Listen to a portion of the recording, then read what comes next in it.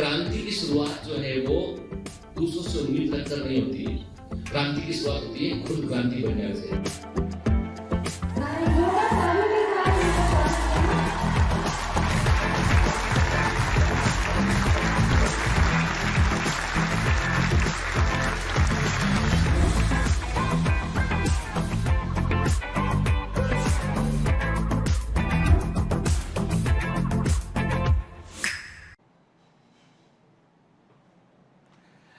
Hello commanders, welcome to Biomentors classes online. I am doctor Jitendra Singh. तो चलिए बेटा, cell cycle और सेल डिवीजन में आगे बढ़ते हैं। तो पिछली क्लास में हमने देखा था मियोसिस। तो मियोसिस फर्स्ट की हम बात करते थे और मियोसिस फर्स्ट में हमने केवल एक फेज को हमने फोकस किया था, प्रोफेज फर्स्ट को। और मैंने आपसे कहा था कि मियोसिस में, पूरे मियोसिस में सबसे इंपॉर्टेंट कोई फेज है जहां से सबसे अधिक क्वेश्चन पूछा जाता है, वो होता है प्रोफेज फर्स्ट। ठीक है ना। हमने देखा था कि प्रोफेज फर्स्ट को हमने 5 सब फेजेस में हमने डिवाइड किया था, leptotene, zygotene, pachytene, diplotene and diakinesis. और हर एक फेज की कैरेक्टरिस्टिक को हमने ध्यान से देखा था, याद है ना। ठीक है। और उसके पहले हम माइटोसिस कवर कर चुके हैं, साइटोकाइनेसिस देख चुके हैं, हम सेल साइकिल देख चुके हैं, हम molecular control of cell cycle देख चुके हैं और काफी सारे कठिन कठिन एमसीक्यू हम ऑलरेडी उसके ऊपर सॉल्व कर चुके हैं। ठीक है।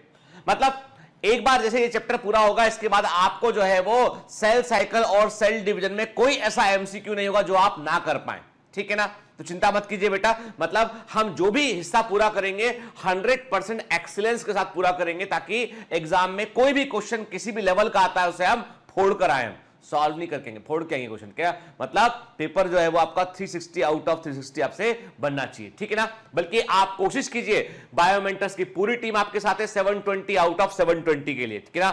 चलिए तो आगे बढ़ते हैं बेटा। तो पिछली क्लास में मैंने आपसे कहा था कि मियोसिस का हमारे बायोलॉजिकल इवोल्यूशन में बड़ा इंपॉर्टेंस है। और मैंने आपसे कहा था कि मियोसिस का बायोलॉजिकल इवोल्यूशन में क्यों इंपॉर्टेंस है। तो मैंने आपसे कहा था कि इट ब्रिंग्स जेनेटिक वेरिएशंस के, और ये अनुवांशिक विविधताओं को लेके आती है।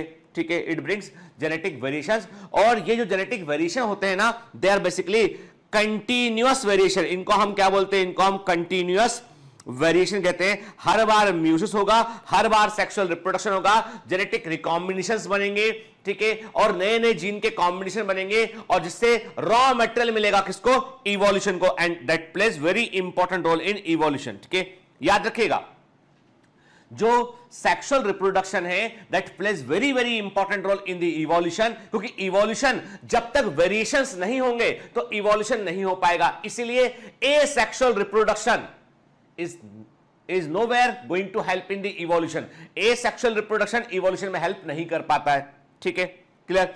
फिर माइटोसिस और म्यूसिस में हमने अंतर देखा था। हमने कहा था कि माइटोसिस में सिंगल न्यूक्लियर डिवीजन होगा, केवल एक बार न्यूक्लियस डिवाइड करेगा, एक बार डीएनए अपने आप को रेप्लिकेट करेगा, एक बार न्यूक्लियस अपने आप को डिवाइड करेगा, और एक पेरेंटल सेल से 2 डॉटर सेल बनेंगी, और क्रोमोसोम नंबर दोनों में एक समान रहेगा, जेनेटिकली सिमिलर सेल बनेगी। ठीक है। मैं ब्रीफली बेटा रिवाइज करा रहा हूं। कुछ बच्चों ने कहा है कि सर हमको एक बार थोड़ा रिवाइज कराते हुए आगे बढ़िएगा, तो इसलिए बेटा मैं रिवाइज करा रहा हूं। ठीक है ना।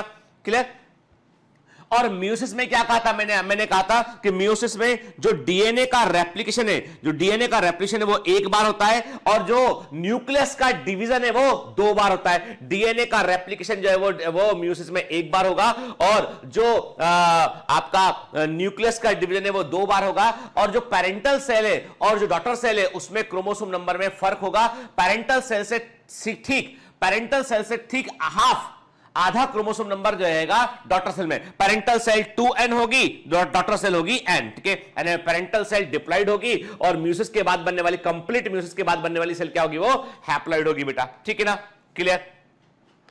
फिर मैंने आपसे कहा था बेटा कि अब आप बोलोगे सर आपने हमको डीपीएस में कुछ क्वेश्चन दिए, और वो क्वेश्चन तो आपने हमको मेटाफेज फर्स्ट के ऊपर भी दे दिए, आपने एनाफेज फर्स्ट के ऊपर भी दे दिए, जबकि आपको पढ़ाना बचा हुआ है अभी। लेकिन मैंने कहा ना, हर चीज जो मैं पढ़ाता हूं उसका मैं एक आपको प्रीव्यू देता हूं, और प्रीव्यू में मैं वह सारी बातें आपको बता चुका होता हूं जो एग्जाम में एमसीक्यू बन के आती है। तो ये इमेज हम ऑलरेडी डिस्कस कर चुके हैं। एक बार मैंने कहा था कि प्रोफेज, कोई भी प्रोफेज हो, प्रोफेज की बिगिनिंग हमेशा किससे होती है?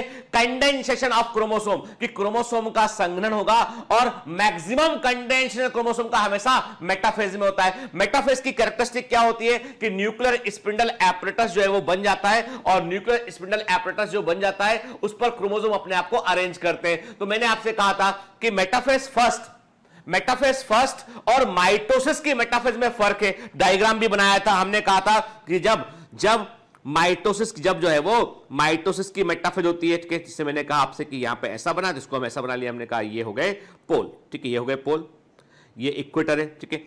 यदि माइटोसिस की मेटाफेज होती तो क्रोमोसोम अपने आप को ऐसे अरेंज करते, कि इक्वेटर सेंट्रोमेर के ठीक बीच से गुजरता। लेकिन यहां पर क्या हो रहा है, यहां पर इक्वेटर कहां है बेटा, यहां पर इक्वेटर ये है,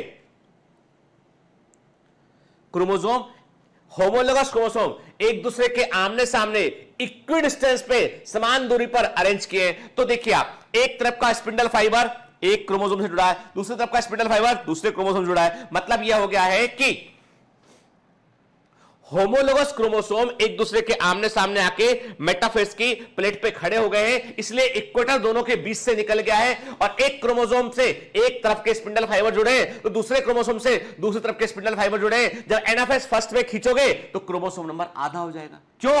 मैंने कहा था आपसे number of centromere correspond to the number of chromosome, ठीक है ना। तो क्रोमोसोम नंबर आधा म्यूसिस फर्स्ट के बाद आता है। लेकिन क्या सेंट्रोमेयर डिवाइड किया, क्या क्रोमोसोम का डिवीजन हुआ? आपने कहा नहीं सर, सेंट्रोमेयर डिवाइड नहीं करेगा यहां पे। तो मतलब there is no splitting of centromere in anaphase first. और टेलोफेज में जो क्रोमोसोम बनेंगे, मतलब एनाफेज फर्स्ट का जो क्रोमोसोम है उसमें कितने डीएनए? उसमें 2 डीएनए।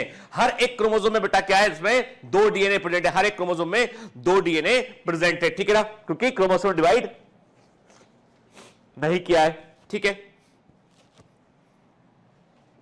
क्योंकि क्रोमोसोम डिवाइड नहीं किया है, ठीक है। चलिए, तो इसका मतलब यह हुआ कि मियोसिस फर्स्ट के बाद, मतलब टेलोफेज फर्स्ट खत्म हो गया, अब जो सेल बनी है उस सेल में क्या है, हर एक क्रोमोसोम में 2-2 क्रोमेटिड प्रेजेंट है या नहीं है? क्या ये नॉर्मल कंडीशन है? ये नॉर्मल कंडीशन नहीं है, हमने पढ़ा हुआ है, हमने कहा है कि हर एक नॉर्मल क्रोमोसोम में एक क्रोमेटिड होता है, ये एबनॉर्मल कंडीशन है। ऑलरेडी क्रोमोसोम में डीएनए कंटेंट डबल है, तो मियोसिस सेकंड क्यों होता है? मियोसिस सेकंड इसलिए होता है ताकि क्रोमोसोम को आप नॉर्मलाइज कर सके, सामान्य कर सके आप। क्लियर? चलिए आगे बढ़ते हैं। फिर जो मियोसिस सेकंड है, it is exactly similar to the mitosis.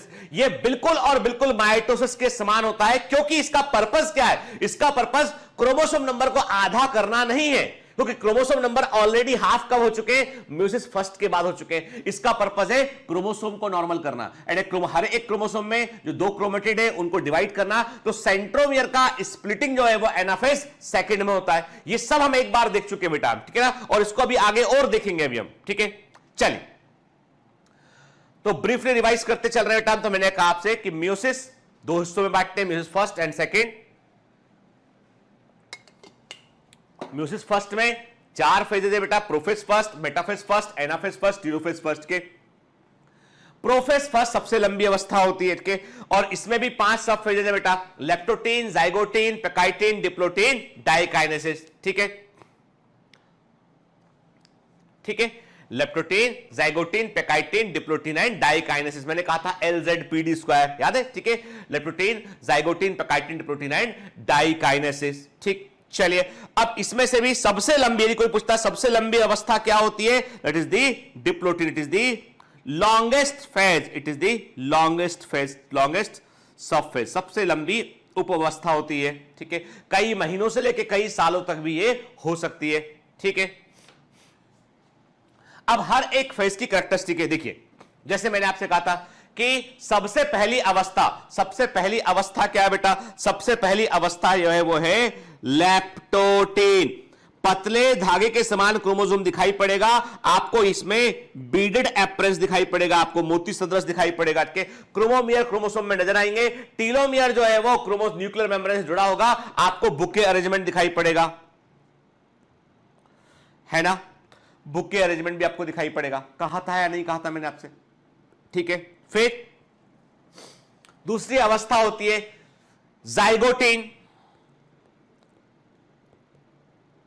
Zygotene, ठीक है। अब जब जाइगोटिन की बात करते हैं बेटा, तो जाइगोटिन में क्या होता है, जाइगोटिन में जो है होमोलोगस क्रोमोसोम पैरिंग करते हैं, और ऐसा इसलिए होता है कि 0.3 से 0.4% डीएनए अपने आप को रेप्लिकेट नहीं कर पाता इंटरफेज में, तो यहां पर वो अपने आप को रेप्लिकेट करता है और इसे बोलते हैं हम जिग डीएनए, इसको हम जिग डीएनए बोलते हैं, ठीक है। और जब ये रेप्लिकेट करना होता है तो डीएनए के फंदे बाहर निकलते हैं, फंदे बाहर निकलेंगे, आपस में उलझ जाएंगे, होमोलोगस क्रोमोसोम की पैरिंग होती है, और पेयर्ड होमोलोगस क्रोमोसोम को क्या कहा था हमने, बाइवेलेंट कहा था उसको हमने। और जब पूरी लेटरल एक्सिस में पूरा पैरिंग हो चुका होता है, पूरे पार्श्वी अक्ष में पैरिंग हो चुका होता है, तो हमने क्या कहा था, हमने सिनेप्टोनिमल कॉम्प्लेक्स कहा था, ठीक है। This is the synaptonemal complex, synaptonemal complex, ठीक है बेटा, याद है ना। तो ये जाइगोटिन में देखा था कि होमोलोगस क्रोमोसोम की पैरिंग सिनेप्सिस या सिंडेसिस, और पेयर्ड क्रोमोसोम को क्या बोलते हैं हम, बाइवेलेंट बोलते हैं इसको हम, ठीक है, क्लियर। फिर आते हैं हम पैकाइटिन में। पैकाइटिन में हमको जो डीएनए, जो क्रोमेटिड क्रोमोसोम का अपने आप को रेप्लिकेट कर चुका था, वो हमको लैप्टोटिन में दिखाई नहीं पड़ता है, जाइगोटिन में दिखाई नहीं पड़ता है, पर पैकाइटिन में जो धागे हैं वो और अधिक कंडेंस होते हैं, तो छिपा हुआ डीएनए थ्रेड भी नजर आने लगता है हमको। तो हर एक क्रोमोसोम के 2 क्रोमेटिड साफ साफ हमको दिखने लगते हैं, हर एक क्रोमोसोम के 2 क्रोमेटिड हमको साफ साफ नजर आने लगते हैं। मतलब यहां पर होमोलोगस क्रोमोसोम का एक जोड़ा है, पेयर है, बाइवेलेंट है, और बाइवेलेंट यहां पे हमें टेट्राड के समान दिखाई पड़ता है, it is actually bivalent. Centromere का नंबर गिनोगे बाइवेलेंट बोलोगे, क्रोमेटिड गिनोगे टेट्राड बोलोगे। जब क्रोमेटिड गिनोगे टेट्राड बोलोगे। मैंने कहा ना बेटा आपसे, एकदम फंडा clear, monovalent Monod, monovalent Monod, ठीक है, मोनोवेलेंट डायाड, बाइवेलेंट टेट्राड, ठीक है ना। तो एक centromere monovalent, 2 centromere bivalent, 1 chromatid Monod, 2 chromatid dyad, 4 chromatid tetrad. तो आपको यहां पे टेट्राड दिखाई देने लगा, ठीक है। एक टेट्राड या बाइवेलेंट में क्या होता है, 4 क्रोमेटिड होते हैं और 2 सेंट्रोमेयर होते हैं उसके अंदर, ठीक है बेटा, ठीक। फिर और मैंने आपसे ये भी कहा था बेटा कि जब पैकाइटिन में क्या होता है, पैकाइटिन में होता है क्रॉसिंग ओवर के, यानी होमोलोगस क्रोमोसोम अपने आमने सामने वाले क्रोमोसोम के, अपने आमने सामने वाले नॉन सिस्टर क्रोमेटिड के बीच में क्रोमोसोम सेगमेंट का एक्सचेंज करते हैं, जिससे कि जेनेटिक रिकॉम्बिनेशन बनता है, यानी कुछ जीन इसके उसमें चले जाते हैं और उसके इधर आ जाते हैं, और इसे हम क्रॉसिंग ओवर कहते हैं, गुणसूत्र विनिमय कहते हैं, जो कि वेरिएशंस को लेके आता है, विभिन्नताओं को लेके आता है, एक नए कॉम्बिनेशन को ये बनाता है, ठीक है। ये कब होता है, पैकाइटिन में होता है। एंजाइम रिकॉम्बिनेस सिस्टम इसमें, एंजाइम रिकॉम्बिनेस में काम करता है, ठीक है। Then come to the diplotene. मैंने कहा था आपसे कि डिप्लोटीन अवस्था की खास बात यह कि क्रोमोसोम थोड़ा और अधिक कंडेंस होते हैं, और जो डीएनए के थ्रेड आपके जाइगोटिन में निकले हुए थे वे फाइनली कंप्लीटली अंदर पहुंच चुके होते हैं पैकाइटिन में और डिप्लोटीन में। और अब होता क्या है कि जो होमोलोगस क्रोमोसोम पेयर्ड थे उसकी अनपेयरिंग, यानी वो दोनों अनपेयर होने की कोशिश करते हैं डिप्लोटीन में। डिप्लोटीन में क्या होता है, डिप्लोटीन में there is beginning of the desynapsis. मतलब सिनेप्सिस का मतलब था पैरिंग ऑफ होमोलोगस क्रोमोसोम, और जो डी सिनेप्सिस है मतलब होमोलोगस क्रोमोसोम की पैरिंग का खुलना, ये डिप्लोटीन में होता है। और इसमें भी क्या होता है, आपको केवल क्रोमोसोम उन हिस्सों पे जुड़े हुए दिखाई पड़ते हैं जहां पर क्रॉसिंग ओवर हो चुका होता है, जहां पर क्रॉसिंग ओवर हो चुका होता है। और उन पॉइंट्स को क्या बोलते हैं बेटा, उन पॉइंट्स को हम क्याज्मेटा कहते हैं। तो क्याज्मेटा आर द पॉइंट जहां पर ऑलरेडी क्रॉसिंग ओवर हो चुका होता है, और ये क्याज्मेटा धीमे धीमे सिरे की ओर मूव करते हैं। इसे क्याज्मेटा धीमे धीमे सिरे की ओर मूव करेगा, धीमे धीमे ये सिरे की ओर मूव करेगा ऐसे, ठीक है। क्या बोलेंगे इसको, टर्मिनाइजेशन बोलेंगे। तो टर्मिनाइजेशन की शुरुआत कब होती है, ये डिप्लोटीन में होती है। खत्म कब होता है, ये डाइकाइनेसिस में होता है, ठीक है। डाइकाइनेसिस में क्या होता है कि न्यूक्लियर मेम्ब्रेन गायब हो गई, न्यूक्लियस गायब हो गया, और क्याज्मेटा जो है वो फाइनली जो है खुल गया पूरी तरीके से। क्रोमोसोम, दोनों क्रोमोसोम अलग अलग हो गए, और क्या हो गया बेटा, यहां पे टर्मिनाइजेशन कंप्लीट हो गया। And it is equivalent to the late prophase of mitosis, ठीक है। न्यूक्लियर मेम्ब्रेन गायब, न्यूक्लियस गायब। यहां तक हमने बात किया था। अब एनसीईआरटी के लैंग्वेज में एक बार देख लेते हैं बेटा, ठीक है। मैं देखो अभी शुरू का 10-15 मिनट आपका जो है वो मैंने लिया बेटा, दोबारा से लिया मैंने, क्योंकि मैं चाहता हूं कि फंडा एकदम क्लियर रहे आपको, ठीक है ना। क्योंकि हमारा काम यहां पे केवल सिलेबस को निपटा देना भर नहीं है, हमारा काम यह है कि आपका अंडरस्टैंडिंग इंप्रूव हो बेटा। क्योंकि ये आप देखिए, मैं क्लियर कर दूं आपको कि आपको बायोमेंटर से मैक्सिमम बेनिफिट लेना है बेटा, आपको अधिकतम लाभ उठाना है, तो आप इसको बिल्कुल ऑफलाइन इंस्टीट्यूट समझकर चलिए। आपका क्लासरूम जो है वो आपका घर है, आपका कमरा है, और जब मैं 12 बजे पढ़ाने आपको आता हूं बेटा, मतलब समझ लीजिए कि मैं लाइव हूं, यही मानकर चलिए। अब आप में से कई बच्चे बोलते हैं सर आप लाइव क्लास क्यों नहीं लेते? तो देखो बेटा, हमारे को दिक्कत नहीं है, हम लाइव क्लास, पूरा सिस्टम हमारा लगा हुआ है, हम लाइव क्लास ले सकते हैं, लेकिन लाइव क्लास में व्हाट आई फील दैट कि there is much more disturbance and more requirement of internet and there is more chances of technical glitch, ठीक है ना, उसको अवॉइड करना। मतलब मैं कोई भी रूटीन में बाधा नहीं चाहता हूं, क्योंकि देखिए यहां पर क्या है, अब होता है कि उसमें कमेंट देखते हैं, फिर आप डाइवर्ट करते हैं, तो वो सब मुझे पता नहीं, मैं पर्सनली जो है बहुत अधिक अपील मुझे नहीं करता है वो, क्योंकि मैंने प्रीमियर भी करके देखा, उसमें भी आप लोगों को दिक्कत हुआ, बहुत लोग, कई सारे बच्चे से बहुत इंटीरियर में जाकर पढ़ते हैं, यहां पर वो वीडियो को डाउनलोड करते हैं फिर देख पाते हैं वो, ठीक है। और मेरे को हर बच्चे का बेटा, मेरे को हर बच्चे का ध्यान रखना है, जो बच्चा किसी भी इंटर गांव के अंदर भी है ना, वो भी शिक्षा को पा सके, यही हमारा मिशन है। तो इसीलिए हम चाहकर भी जो है वो कई बार लाइव क्लास लेने का विचार आता भी है, तो हम उसको जो है वो साइलेंट मोड पे कर देते हैं हमसे, ठीक है, बाद में कभी देखेंगे, अभी फिलहाल तो जो है जो सिस्टम, इसीलिए अब जब आता हूं तो उसको लाइव ही समझा करो भाई। मैं रिकॉर्डिंग हर बार फ्रेश रिकॉर्डिंग कर रहा हूं, क्यों कर रहा हूं यार, किसी कोई तो कारण होगा उसके पीछे। इसलिए बेटा जब मैं एफर्ट कर सकता हूं, हर साल मैं उतना ही एफर्ट कर रहा हूं, तो आपको भी एफर्ट करना चाहिए, ठीक है। चलिए अब आते हैं हम कि हमारी एनसीईआरटी में क्या लिखा है। The production of offspring by sexual reproduction include the fusion of two gamete each with complete haploid set of chromosome। बिल्कुल सही बात है। एंड सेक्सुअल रिप्रोडक्शन में दो गैमेट आपस में फ्यूज करते हैं, दोनों में हैप्लॉइड नंबर ऑफ क्रोमोसोम होना चाहिए। कि गैमेट जो है वो किससे बनते हैं? विशेष प्रकार के डिप्लॉइड सेल से बनते हैं, और इन सेल्स को क्या बोलते हैं बेटा? इन सेल्स को हम जो है वो मियोसाइट बोलते हैं या मदर सेल बोलते हैं। इनके लिए क्या वर्ड यूज करते हैं? इनके लिए हम मियोसाइट वर्ड इस्तेमाल करते हैं या मदर सेल वर्ड का हम इस्तेमाल करते हैं, ठीक है। This specialized kind of cell division that reduces the chromosome number by half results in the production of haploid daughter cells। ठीक है, सिंपल सी बात है कि सेक्सुअल रिप्रोडक्शन में आपको हैप्लॉइड गैमेट बनाने होते हैं। और ऐसा क्यों करना होता है आपको? ऐसा इसलिए करना होता है ताकि generation after generation chromosome number maintain रहे। यानी डिप्लॉइड गैमेट बनेगा तो जाइगोट 4n बन जाएगा, 4n ऑर्गेनिज्म बनेगा, फिर 4n ऑर्गेनिज्म गैमेट बनाएगा तो 4n गैमेट बनेगा, तो प्रॉब्लम हो जाएगी। तो इसलिए generation after generation chromosome number को आधा करता है मियोसिस और उसको रीस्टोर करता है फर्टिलाइजेशन, ठीक है।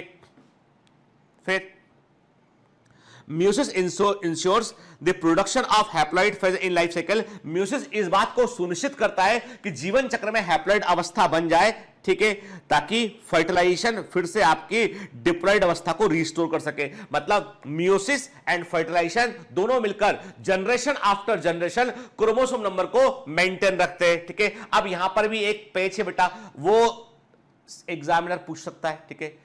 इन एन ऑर्गेनिज्म, ध्यान से question, in an organism the chromosome number is maintained by mitosis। एक ऑर्गेनिज्म में क्रोमोसोम नंबर को मेंटेन रखने का काम माइटोसिस का है, क्योंकि वो सिमिलर नंबर क्रोमोसोम नंबर वाली सेल को प्रोड्यूस करता है। in an organism the chromosome number generation after generation the chromosome number is maintained by, answer होगा मियोसिस एंड फर्टिलाइजेशन। जब एक ऑर्गेनिज्म में हम पीढ़ी दर पीढ़ी क्रोमोसोम नंबर को मेंटेन करने की बात कर रहे हैं, मतलब रिप्रोडक्शन को शामिल किया उसमें हमने, तो वहां पे आंसर आ गया मियोसिस एंड फर्टिलाइजेशन। जब एक ही ऑर्गेनिज्म में हम क्रोमोसोम नंबर को मेंटेन करने की बात कर रहे हैं एक ही जनरेशन के अंदर, तो वहां पर माइटोसिस होगा। भाई हम भी जाइगोट से बने ना, हमारी सारी सेल डिप्लॉइड है माइटोसिस के कारण, ठीक है ना। लेकिन generation after generation chromosome number maintain कौन करता है? मियोसिस और फर्टिलाइजेशन, ठीक है।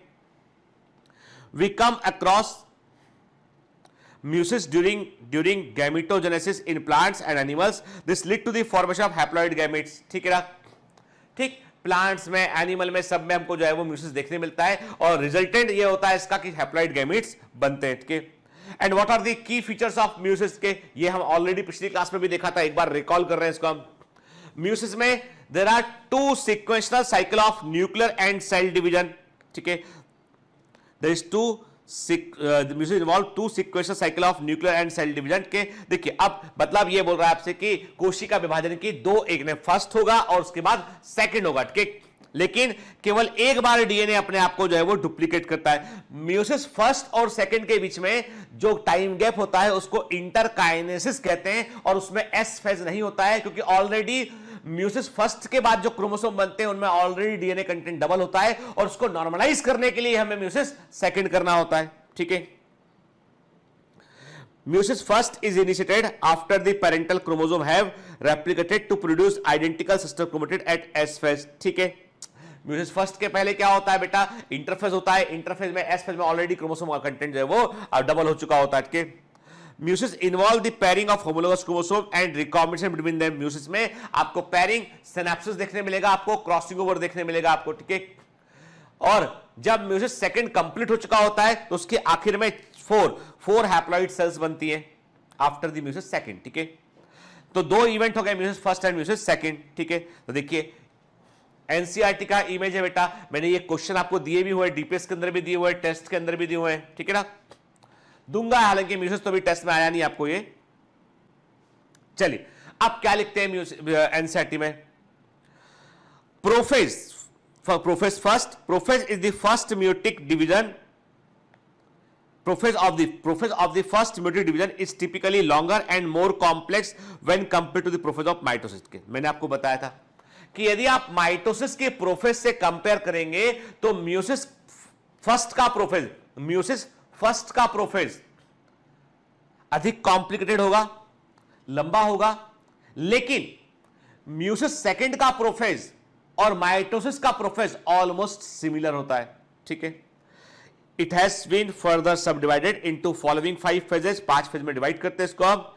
अब आधार क्या है इसका, आप देखिए important point, on the basis of the based on chromosomal behaviour, important point है के जो आपने प्रोफेज फर्स्ट को आपने 5 सब फेज में बांटा है। ध्यान से सुनिएगा बेटा एमसीक्यू के, जो आपने प्रोफेज फर्स्ट को 5 सब फेजेस के अंदर बांटा है, leptotene, zygotene, pachytene, diplotene, diakinesis, इसका आधार क्या है, इसका आधार है क्रोमोसोम का behaviour, thin thread like, paired thread like, thick thread like, है ना बेटा, ठीक, डबल थ्रेड लाइक। तो ये क्या है, ये इसके बिहेवियर ने, जो क्रोमोसोम का बिहेवियर है वो इसका आधार है, ठीक है, याद रखिएगा इसको। फिर अब क्या लिखा है एनसीईआरटी में, during leptotene stage the chromosome becomes gradually visible under the light microscope के। लैप्टोटीन स्टेज में क्या होता है, क्रोमोसोम लाइट माइक्रोस्कोप पे हमको थोड़ा सा नजर आने लगता है, दिखने लगता है, ठीक है। मतलब लैप्टोटीन स्टेज में क्रोमेटिन थ्रेड जो होते हैं वे स्पाइरलाइजेशन करते हैं, वो क्वाइलिंग करते हैं, और इस समय जो क्वाइलिंग होती है वो क्या होती है बेटा, वो होती है पैरानेमिक क्वाइलिंग। याद है, प्लेक्टोनेमिक क्वाइलिंग होती है माइटोसिस में और पैरानेमिक क्वाइलिंग होती है म्यूसिस में, ठीक है।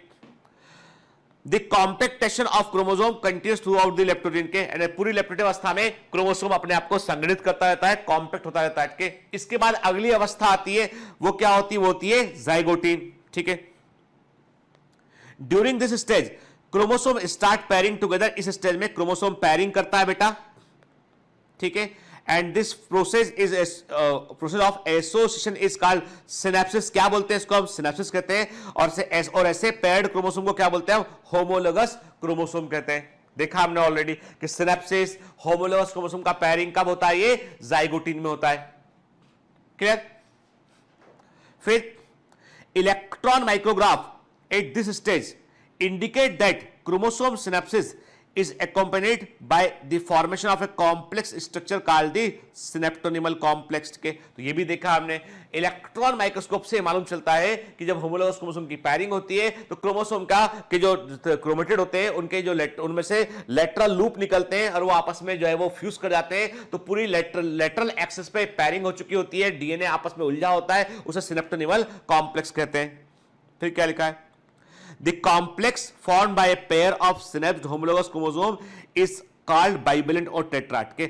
ऐसा कॉम्प्लेक्स जो होमोलोगस क्रोमोसोम की पेयरिंग से बनता है उसे हम बाइवेलेंट कहते हैं बेटा, उसे हम बाइवेलेंट कहते हैं। और ये देखा हमने, या हम उसे टेट्राड कहते हैं। टेट्राड एक्चुअली कहां कब दिखाई पड़ेगा आपको, पेकाइटिन में दिखाई पड़ेगा। तो बाइवेलेंट जो है उस समय भी टेट्राड के फॉर्म में होता है, लेकिन धागा डीएनए का वो छिपा होता है, सामने दिख नहीं रहा होता है, ठीक है।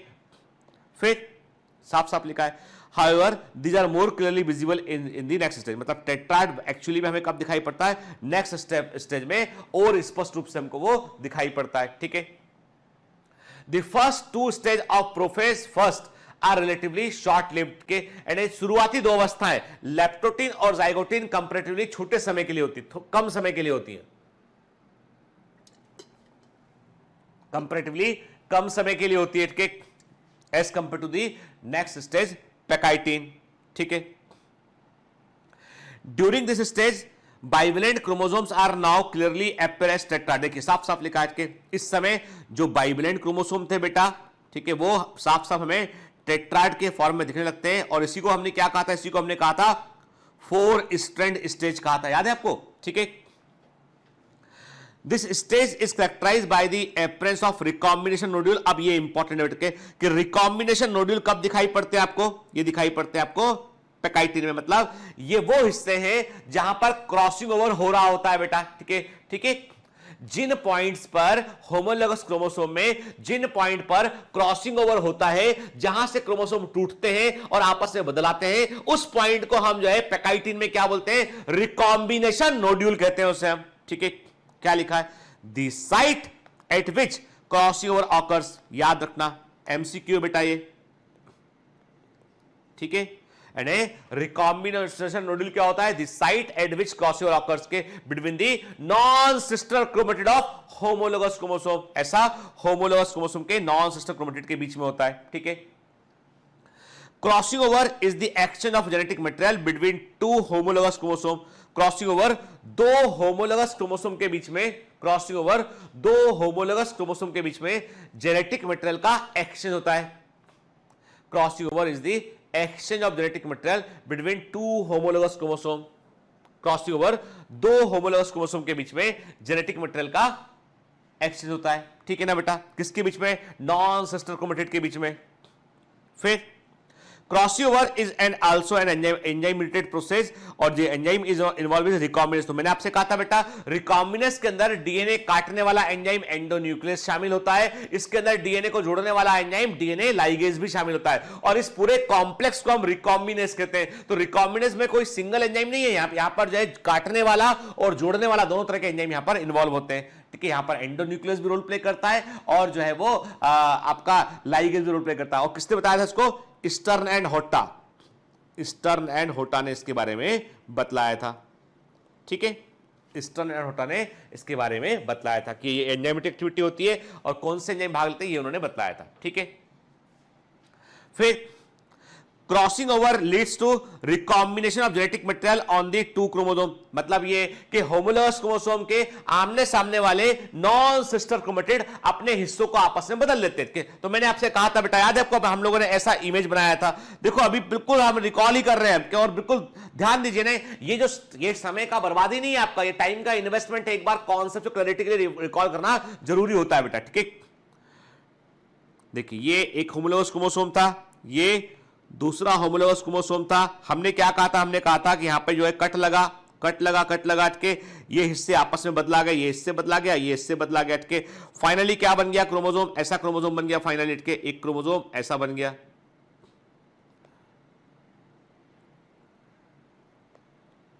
ठीक है, इसमें रेड वाले क्रोमोसोम का हिस्सा आ गया, रेड वाले क्रोमोसोम में ब्लू वाले का हिस्सा कहते नहीं। तो क्या बन गया बेटा? जेनेटिक रिकॉम्बिनेशन बन गया। यहां पे के recombination between homologous chromosome is completed by the end of pachytene, end pachytene के अंत तक जो है होमोलोगस क्रोमोसोम का रिकॉम्बिनेशन क्रॉसिंग ओवर पूरा हो चुका होता है। लिविंग, अब परिणाम क्या निकलता है बेटा इसका? Living the chromosome linked at the site of cross over.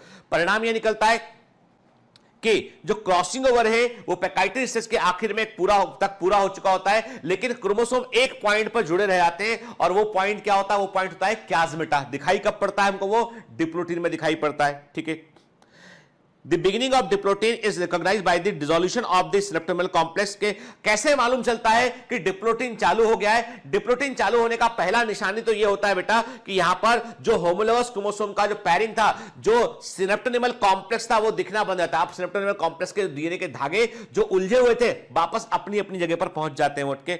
फिर the tendency of the recombined homologous chromosome of the bivalent to separate from each other except the site of crossover। यानी homologous chromosome एक दूसरे से अलग अलग होने की कोशिश करते हैं, लेकिन वो एक पॉइंट पर जुड़े हुए रहते हैं जहां पर कि क्रॉसिंग ओवर हुआ होता है, और उस पॉइंट को क्या बोलते हैं? उस पॉइंट को हम बोलते हैं क्याज्मेटा के। और ऐसे एक्स के समान पॉइंट को हम क्या बोलते हैं, क्याजमेटा कहते हैं। ठीक है बेटा, क्या वर्ड यूज करते हैं इसके लिए, क्याजमेटा वर्ड यूज करते हैं। ठीक, याद रखिएगा, डिप्लोटिन अवस्था in oocytes of some vertebrates, diplotene can last for month और ईयर, और ऐसे लंबे डिप्लोटिन को हम क्या बोलते हैं साहब, डिक्टियोटीन कहते हैं, इसको डिक्टियोटीन कहते हैं। लंबी डिप्लोटिन अवस्था को बेटा हम डिक्टियोटीन भी कहते हैं। तो असल में क्या होता है बेटा कि वर्टिब्रेट्स की oocyte में डिप्लोटिन कुछ महीनों से लेकर सालों तक वो चल सकता है। ह्यूमन प्राइमरी oocyte, मनुष्य का प्राइमरी oocyte भी सालों तक जो है डिप्लोटिन अवस्था में अरेस्ट रहता है। ठीक है, फिर the final stage of meiotic prophase first is diakinesis के, यानी प्रोफेज फर्स्ट का जो आखिरी सब फेज है वो क्या, वो है डाइकाइनेसिस। और मैंने क्या कहा आपसे, जो टर्मिनाइजेशन होता है यानी क्याजमेटा का खुलना, टर्मिनाइजेशन की शुरुआत होती है डिप्लोटिन में और खत्म कब होता है, ये डाइकाइनेसिस के। It is marked by the terminalisation of the chiasmata. यहां पर क्याजमेटा का टर्मिनाइजेशन पूरा हो चुका होता है। मैंने फिर बतलाता हूं बेटा आपको, मैंने आपसे कहा था कि टर्मिनाइजेशन का मतलब क्या है, ये एक्स शेप क्याजमेटा है, ये एक्स के समान क्याजमेटा है के, ये एक्स शेप क्याजमेटा बेटा, ये क्याजमेटा में ये क्रोमोसोम का एक आर्म है, दूसरा आर्म है, क्याजमेटा है, तो ऐसे मूव कर रहा है सिरे की तरफ मूव कर रहा है, दिस इज टर्मिनाइजेशन। ये कंप्लीट कब होता है, ये डाइकाइनेसिस में कंप्लीट होता है। ठीक है,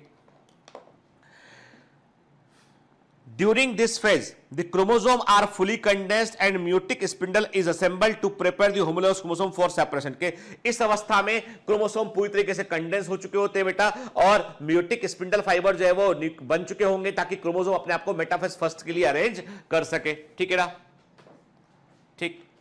By the end of dikinesis, the nucleolus disappear, nucleus गायब हो जाएगा, न्यूक्लियर मेम्ब्रेन भी का भी ब्रेकडाउन हो जाएगा। और डाइकाइनेसिस का मतलब क्या है, ये बेसिकली मेटाफेज की ओर ट्रांजिशन है, यानी डाइकाइनेसिस के ठीक बाद क्या होगा, ठीक बाद मेटाफेज फर्स्ट होगा। ठीक है, चलिए अब मेटाफेज फर्स्ट की बात करते हैं। देखो बेटा, इतना ध्यान रखना है इसमें कि जो सारा खेल है, सारा खेल जो है कि क्रोमोसोम सेपरेट होगा, यानी क्रोमोसोम का नंबर आधा होगा या नहीं होगा, ये इस बात पर डिपेंड करता है कि क्रोमोसोम अपने आप को मेटाफेज में इक्वेटर पर किस प्रकार अरेंज करते हैं।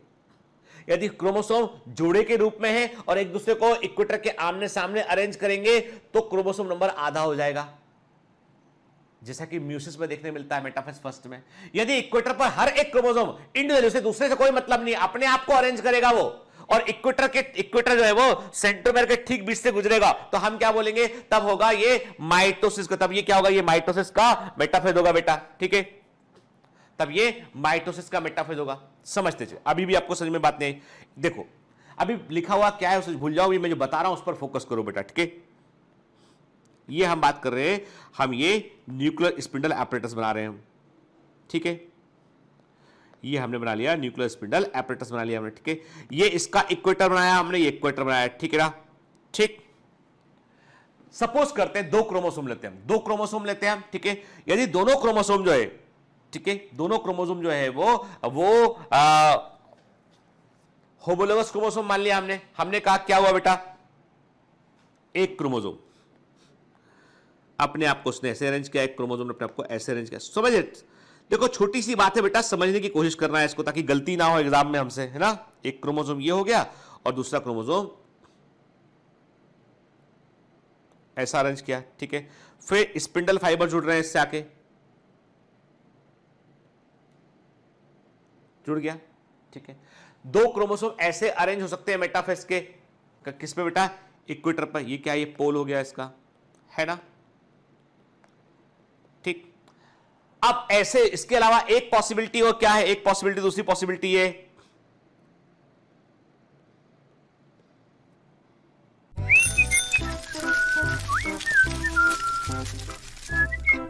Hi, sorry to disturb you in between lecture, but it's important to inform you.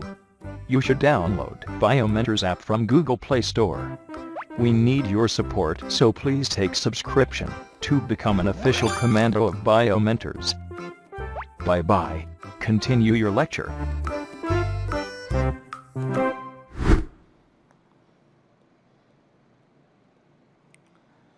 अब देखो यहां का स्पिंडल फाइबर इससे आके जुड़ा, यहां का इससे आके जुड़ा। ठीक है ना, बस सारा खेल इसी चीज का है बेटा। के पहले वाला आप जो देख रहे हो ये है मेटाफेज ऑफ माइटोसिस, ये माइटोसिस का मेटाफेज है, और ये मियोसिस फर्स्ट का मेटाफेज है। ठीक है, मतलब मियोसिस फर्स्ट में मेटाफेज में क्रोमोसोम का जो अरेंजमेंट है वो यूनिक होता है। होमोलोगस क्रोमोसोम जोड़े पर आमने सामने इक्वेटर के अरेंज होते हैं, तो इधर का क्रोमोसोम को इधर का स्पिंडल फाइबर आके जोड़ लेगा और इस क्रोमोसोम को इधर वाला स्पिंडल फाइबर आके जोड़ेगा बेटा, है ना। ठीक है, जैसे आप डायग्राम में देख रहे हो, है ना। और ये बिल्कुल डायग्राम मैंने जो बनाया ना, आप एकदम दिमाग में रखना है, क्योंकि गलती इसी चीज की होती है हमसे एग्जाम में बेटा। ठीक है, छोटी सी बात है, हमें लगता है हमें याद रहेगी पर हम भूल जाते हैं इसको। ठीक है, चलिए, this phase is characterised by the complete formation of nuclear spindle apparatus. इस अवस्था में नाभिकी स्पिंडल उपकरण पूरी तरीके से बन चुका होता है। ठीक है, the chromosome arrange themselves on the equator of nuclear spindle apparatus. Chromosome अपने आप को न्यूक्लियर स्पिंडल एपरेटस के इक्वेटर पर अरेंज कर लेते हैं। ठीक है, at this time the chromosome shows congression movement. इस समय क्रोमोसोम कांग्रेशन मूवमेंट को दर्शाते हैं। ठीक है, और homologous chromosome arrange themselves equidistance from the equator facing each other. के होमोलोगस क्रोमोसोम एक दूसरे को इक्वेटर पर एक समान दूरी पर अरेंज करते हैं और उनसे फिर स्पिंडल फाइबर जुड़ जाते हैं। अब कई बार क्या होता है, कई बार हमको लगता है कि सर याद कैसे रखेंगे इस चीज को, आप क्या कहना चाहते हो आप,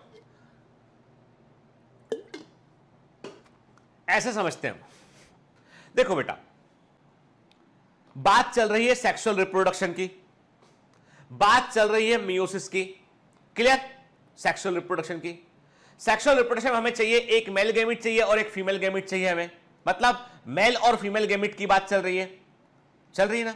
ठीक है, अब बात इतनी सी है कि हमारे पास में जो होमोलोगस क्रोमोसोम का जोड़ा है, पेयर है, पेयर में एक क्रोमोसोम कहां से आया, एक क्रोमोसोम आया पेयर का, ये फादर से आया।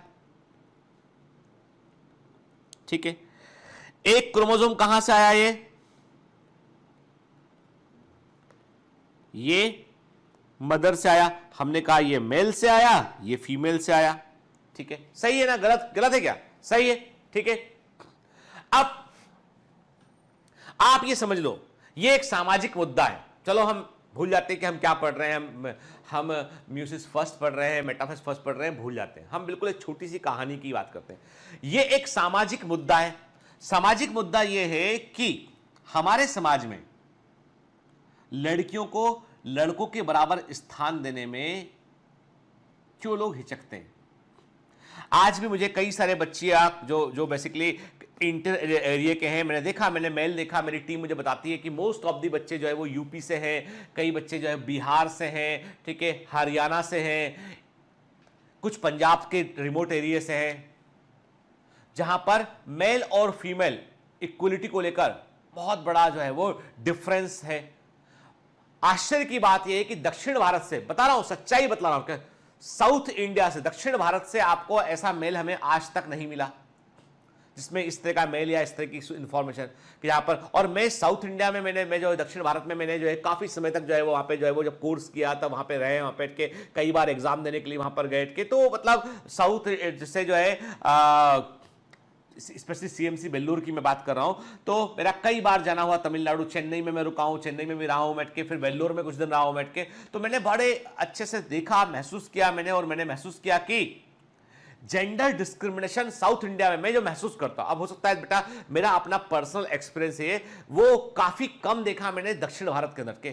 केरला एक कोर्स के लिए मैंने एक कोर्स किया था जेनेटिक मेडिसिन का, जो ओल्ड एज के पेशेंट होते हैं ना, उनकी दवाएं थोड़ी डिफरेंट टाइप की होती है, तो उनमें बहुत सारे चूंकि कॉम्प्लिकेशन होते हैं, तो उसका भी मैं एक कोर्स किया था, diploma in genetic care and genetic medicine. ठीक है, कोची में एक इंस्टीट्यूट है, वहां से किया था, जाने का मौका मिला, दिखा मैंने एकदम, मतलब आप you can not even differentiate. यदि आपने ऐसा कुछ बोला तो वो आपको झट झपट देंगे यहाँ पे। इवन जब मेरा को जाने का मौका मिलता है यूरोप में या किसी वेस्टर्न कंट्री में कहीं जाता हूं मैं के, और इस इनफैक्ट जो हमारे साउथ ईस्ट एशिया की कंट्री जाता हूं, सिंगापुर जाते हैं, आप थाईलैंड जाते हैं, या आप जो है वो मलेशिया जाते हैं, तो सरप्राइजिंगली मलेशिया क्या, आपके दिमाग में क्या बैठा? आपके दिमाग में बैठा है कि मलेशिया जो है वो एक मुस्लिम कंट्री है। यही है ना, सच्चाई है भाई। थाईलैंड का बौद्ध धर्म है, उनका अपना जो है वो मुस्लिम कंट्री है Malaysia. You will surprise how they are, मतलब इतने कितने एडवांस है के। मैं जब टैक्सी किया वहां से, मतलब ऑनलाइन जो टैक्सी होता है, टैक्सी बुक किया, तो मेरा टैक्सी जो ड्राइवर है वो मैंने क्या देखा, मैंने देखा कि एक लेडी है, बकायदा उन्होंने जो है वो जो वहां का कल्चर है उसके अकॉर्डिंग उन्होंने ड्रेस पहना हुआ है, बुर्का वगैरह लगाया हुआ जो भी था उनका, मतलब वो ऐसा जो था ना जो उसमें दिखाई पड़ता सब जगह, वो ड्रेस जो क्या बोलते हैं उसको, मैं वर्ड भूल रहा हूं उसका, मैं बुर्का नहीं, कुछ एक वर्ड और यूज करते हैं कि हिजाब, क्या मैं सही वर्ड में इस्तेमाल नहीं कर पा रहा हूं, पर वो अपने जो टायर था वहां का वो पहनी थी वो, और ये बड़ी वाली गाड़ी के, मतलब जो होता ना टोयोटा की, पता नहीं कौन सी गाड़ी वहां चलती है, काफी बड़ी सी गाड़ी थी, वो लेके उन्होंने कहा कि सर आपका कैब अपने बुक किया, मैं आपको होटल छोड़ देती हूँ। होटल पुलमैन था मेरा, जहां पे रुका था मलेशिया में, कुआलालंपुर में। फिर मैंने देखा, जब सड़कों में बाहर देखा, मैंने देखा कि कई सारे जो है वो टैक्सी ड्राइवर, कई लोग जो है वो महिलाएं हैं वहां पे। आप मुंबई में बता दीजिए कितने दिखेंगे, मुंबई में बता रहा हूं, रेयर, गिना चुना आप देख लें। मतलब हमारे यहां पे इंडिया में हम बहुत ज्यादा चीजों को जो है वो, मतलब हम क्या करते हैं, प्रोफेशन को भी हमने जेंडर डिफाइंड कर दिया है। अभी एयरफोर्स में, आर्मी में, अभी पिछले कुछ सालों में जो है वो महिलाओं को जाने की परमिशन मिली, जबकि अमेरिका में ये जब अफगानिस्तान पे हमला बोला, इराक पे हमला किया, तब से अमेरिका में जो है वो जो सैनिक के लेवल पे जो है महिलाएं वहां पे काम कर रही हैं। वहां पे जेंडर डिस्क्रिमिनेशन की कोई चीज है ही नहीं है। वहां पर सिंपल सी बात है भाई कि जो फर्क है आपका वो आपका गॉड गिफ्टेड फर्क है, बॉडी ऑर्गन्स का फर्क है, सोच का फर्क नहीं है, दिमाग का फर्क नहीं है, क्षमताओं का कोई फर्क नहीं है, सब बराबर है हमारे यहां पे। लेकिन भैया ये तुम नहीं कर सकती हो, तुम जब तक यहां नहीं कर सकती हो, तुम वो नहीं, ऐसा बहुत ज्यादा है। ठीक है या नहीं? आप बोलोगे सर ये म्यूजिक से कहां पहुंच गए? अरे वहीं पहुंचने वाले म्यूजिक पे, चिंता नहीं करो आपके। तो अब क्या हुआ, जब देश आजाद हुआ तब कंडीशन और भी खराब थी। ठीक है, धीमे धीमे। और एक जमाने में तो ये था, यदि हस्बैंड की डेथ हो गई तो वाइफ को जो है वो, अब इसको अच्छा या बुरा में एनालाइज मत करना, जो मानवीय है, जो मानवता के साथ जुड़ा हुआ जो ह्यूमैनिटी है, उसके पॉइंट ऑफ व्यू से देखिए। जब विलियम बेटिक ने देखा, अंग्रेज थे, दिल द्रवित हो गया उनका भी, बैन लगाया, सती प्रथा पर बैन किया गया। राजा राममोहन राय, सबसे बड़े समाज सुधारक में से राजा राममोहन राय ने जो है वो विधवा विवाह उसकी पहल कराई उन्होंने सती प्रथा का विरोध किया उन्होंने राजा राममोहन राय का मैं दिल से सम्मान करता हूं कि जिन्होंने समाज में व्याप्त कुरीतियों को देखा और उसके लिए लड़ाई किया उन्होंने। उस जमाने में जब कोई भी आदमी जो है वो धर्म के खिलाफ एक बात सुनने तैयार नहीं था, तब वो आगे बढ़े। स्पार्क था उनके अंदर, एक अंग्रेजों तक अपनी बात पहुंचाई उन्होंने। आप सोचिए क्या होता था उस जमाने में। अब उसको मान लो आदमी था, हस्बैंड था, बचपन में बाल विवाह हो गया, उसको कोई जो है वो सांप ने काट लिया या उसको कोई बीमारी हो गया, वो खत्म हो गया, तो लेकिन उसकी वाइफ तो हेल्दी है, उसको प्रोवोक धीमे धीमे सती करने के लिए वो बैठ जाया करती थी, अपने पति का सिर जो है अपनी गोदी में लेके, और चाकी, और उसके बाद खूब सारा जो लाख होता था, राल जो जलता है लाख, वो उसकी चिता में डाला जाता था पूजा के नाम पे। सब लोग उसमें डालते थे भाई डालेंगे तो पुण्य मिलेगा, इसका सती माता का मंदिर बनेगा इसके बाद में के। उसके बाद खूब सारे ढोल बजा करते थे। ढोल इसलिए बजते थे ताकि वो जो जब जले तो जलने में जो चीखने की आवाज़ है वो जो है वो ना पब्लिक को सुनाई पड़े। कभी आप ईमानदारी के साथ में इसके पिछले इतिहास को टटोल के देखिएगा। मतलब मैं बिल्कुल निष्पक्ष बात करता हूं, जो जहां पर है उस पर बात करता हूं, और मुझे इस बात का बहुत दुख है कि ऐसे जो है वो, और ऐसा बहुत बार, और ये अंग्रेजों ने रोका इसको, हमारे यहाँ के समाज सुधारकों ने आवाज उठाई, और फाइनली आज देखिए आप, आज हम समाज के तौर पे हम बहुत इंप्रूव किए अपने आप को, हम लोग बहुत ज्यादा इंप्रूव किए, लेकिन अभी भी कई जगह पर लड़कियों को, अब मुझे लगता है शायद सुरक्षा एक कारण हो सकती है। और सुरक्षा किससे? सुरक्षा लड़कों से, आदमियों से। और अब आदमियों, और उनको ऐसा क्यों लगता है? क्योंकि कारण ये कि हमने अपनी जो है वो गर्ल्स को, अपनी 50% आबादी को हमने एम्पावर करने से रोका हुआ है। उनको अपने पैरों पे खड़ा करें, उनको एम्पावर करें, उनको सशक्त बनाएं, हम उनको सेल्फ रिलायंट बनाएं। हम कोई आदमी यदि आंख निकाल आंख गलत नजरों से देखता है तो इतनी एम्पावर होना चाहिए कि वो आंख निकाल के गोटी भी खेल सके। बच्चे बचपन में बच्चे कंचा नहीं खेलते थे। मतलब this kind of empowerment we need right now. कि अब कहां अब कब तक डर के आदमी घर के अंदर बैठेगा भाई? काम करने बाहर निकलने दीजिए उसको। के देखते हैं। तो देखो अब ये तो बात हो गई मेरी पर्सनल बात की। अब मुद्दा ये है भाई, ऐसा है कि ये मेल और फीमेल का कबाचर के सोसाइटी बहुत समय तक मेल डोमिनेंट रही, लेकिन अभी क्या हो गया? अभी 50% आबादी का एवेकन हो चुका है। वो बोलती है नहीं भैया, पहले पढ़ेंगे लिखेंगे अपने पैरों पे खड़े होंगे, फिर हम प्रेम के चक्कर में पड़ेंगे, उसके पहले हमें नहीं पढ़ना। कि हमें उसके पहले अपने पैरों पे खड़ा होना है, क्योंकि हमें मालूम है आज का प्रेम, कल विवाह, परसों तुम्हारे घर का काम, उसके बाद बच्चों का लालन पालन, उसके बाद हमारा कोई जीवन ही खुद का कुछ नहीं है। देखिए मम्मियों को जरा पूछिए एक बार। सीमा विकम है सिंगर, वो एक अच्छी आर्टिस्ट बन सकती थी, वो कुछ अधिकारी बन सकती थी, लेकिन वो जमाने में पढ़ने का मौका ही नहीं मिला। इतनी टैलेंटेड होने के बावजूद करती क्या है? कुछ नहीं करती, हाउसवाइफ है। अरे हाउसवाइफ को कुछ नहीं करती बोल देते हैं लोग बात। सोच को तो बदलना पड़ेगा। तो ये मुद्दा हो गया बहुत भारी। अब ये देश में अधिकांश समय तक, जब देश आजाद हुआ उसके बाद बहुत समय तक जो है वो कांग्रेस गवर्नमेंट रही। हम कहानी को कनेक्ट कर रहे हैं, कांग्रेस गवर्नमेंट रही, कांग्रेसन मूवमेंट की बात कर रहे हैं। हमने इमेजिन किया कि कांग्रेस के शासनकाल में बहुत सारे महिलाओं के अधिकारों के लिए बहुत सारे जो है वो आंदोलन हुए। लोगों ने बोला हमको और राइट चाहिए, और राइट चाहिए, शिक्षा में हमको अधिकार चाहिए, समानता चाहिए, करियर में समानता चाहिए। तो धीमे धीमे और फिर देश को पहली महिला प्रधानमंत्री मिली, इंदिरा गांधी। जैसे हमारे मोदी जी एकदम सख्त प्राइम मिनिस्टर हैं, एकदम सख्त प्राइम मिनिस्टर, बोल दिया मतलब बोल दिया। ऐसे ही उनके पहले इंदिरा गांधी थी कि एक बार जो बोल दिया मतलब बोल दिया, हो गई बात खत्म। कि अब देखेंगे हम, आयरन लेडी बोलते हैं। कहते हैं जब वो रिचर्ड निक्सन के पास, किसके पास वो मैं नाम शायद वही थे, अमेरिकन प्रेसिडेंट थे, उनसे वो मिलने गई, क्या कैनेडी थे या निक्सन थे, उनसे वो मिलने गई जब बांग्लादेश वाला इशू चल रहा था। उस समय बांग्लादेश नहीं, वो पूर्वी पाकिस्तान था। के तो उनसे वो बहुत बॉर्डर पे विवाद चल रहा था, तब जो है वो हमारी आर्मी इंटरफेयर करने वाली थी, तो उसको लेके बहुत सारे इंटरनेशनल प्रेशर था इंडिया के ऊपर। तो वो उनसे मिलने गई। जब उनको इंतजार कराया गया बहुत देर तक, राष्ट्र प्रेसिडेंट जो है वो अमेरिकन प्रेसिडेंट, भाई वो तो वर्ल्ड पावर है, वेट कराया उन्होंने, ये वेट की। जब उनसे बात हुआ तो 2 मिनट की बात बोली, मैं वही डिसीजन लूंगी जो मेरे देश के हित में होगा, थैंक यू वेरी मच, जो आपसे बन पड़े आप कर लेना। मतलब कहने का उनका साइलेंट वर्ड यही थे। लुट किया उन्होंने और फिर उन्होंने इंटरफेयर जो भी हस्तक्षेप किया, उसमें जो भी हुआ उसके बाद में वो हम सब जानते हैं, हिस्ट्री है उसका पूरा। ठीक है, सख्त। अब ऐसा एम्पावरमेंट देख के भारत की हर महिला में आया कि भाई हम भी जब वो कर, हम भी कर सकते। भले ही लीगेसी थी उनके पास में, पर आम आदमी का भी जो है वो अधिकार है उसके लिए। तो धीमे धीमे सुधार होते चले गए चीजों में लेके।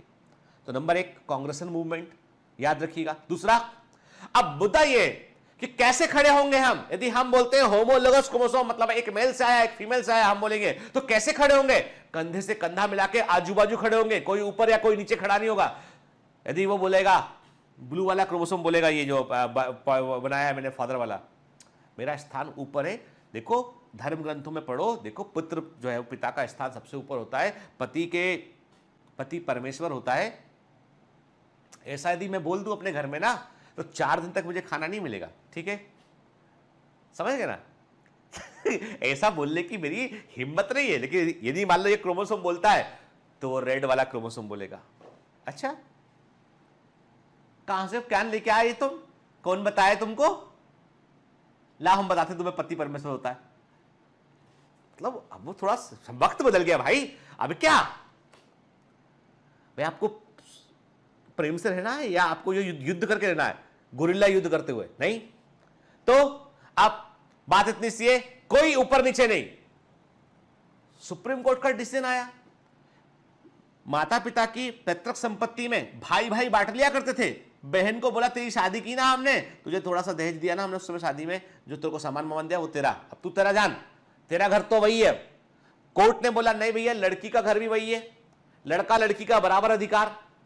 लड़की अपनी मर्जी से छोड़ दे अलग बात है, पर लड़की का भी उतना ही अधिकार है, तुम अकेले ये नहीं बोल सकते। और लड़की का भी उतना ही कर्तव्य है कि माता पिता की देखरेख जैसा लड़का करता है वैसे लड़कियां भी करेंगी, ज्यादा करती है बल्कि।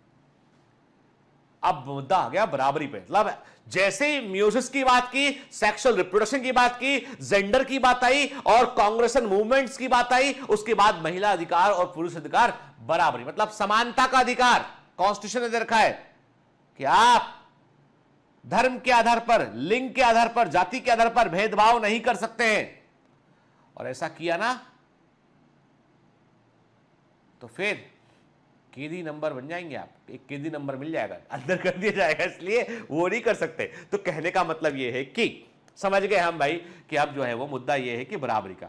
आपको बता दें कि सफल जीवन का राज क्या है, एक राज में जो है वो आपसे एक्सप्रेस करता हूं, वो ये है never think and I never thought. मैंने जब से मेरा मैरिज को कितना साल हो गया, मतलब 2003, यस हाँ ठीक है, ये से रिकॉल करता हूं ना तो डांट पड़ जाती है इस पे कि तुम्हें यू डेट भी नहीं मालूम, ईयर भी नहीं मालूम। तो अभी तो आपके सामने इसलिए मैं बोल सकता, 2003 से लेके अब तक 17 ईयर में मैंने एक बार भी, एक भी दिन भी मैंने ये नहीं सोचा कभी कि I am the boss and I am the husband, ठीक है, क्योंकि हम दोस्त थे, दोस्त हैं, दोस्त ही रहेंगे। तो मैं हमेशा एज ए फ्रेंड, मतलब फ्रेंडशिप को ही मैंने जो है प्रायोरिटी दिया है। हस्बैंड वाइफ वो सब संबंध तो बात, पहले दोस्ती। यदि हस्बैंड वाइफ में एक अच्छी दोस्ती होती है, अच्छी अंडरस्टैंडिंग होती है, उनमें केवल दोस्ताना संबंध होते हैं, तो वो कभी भी जो है बाकी सब चीज़ों को वो एडजस्ट कर लेते हैं। लेकिन जहां पे एक व्यक्ति का डोमिनेंस आता है, चाहे वो महिला का डोमिनेंस हो चाहे पुरुष का डोमिनेंस हो, वहां बातें बिगड़ना शुरू हो जाती है। तो याद रखिए जिंदगी में कभी भी अधिकार क्षेत्र बढ़ाने में, यानी आपका अधिकार सिर्फ अपने ऊपर है, जिसको आप अपने को कर, बाकी दूसरे को कंट्रोल करने की आप कोशिश कर रहे हैं ना, तो आप गलती कर रहे हैं। क्योंकि इंसान के पास अपना दिमाग होता है, वो ऐसे कंट्रोल में नहीं आता, वो आपके साथ में भावना, सद्भावना के चलते जुड़ जाएगा, लेकिन जहां आपने कैप्चर करने की कोशिश की भाग जाएगा।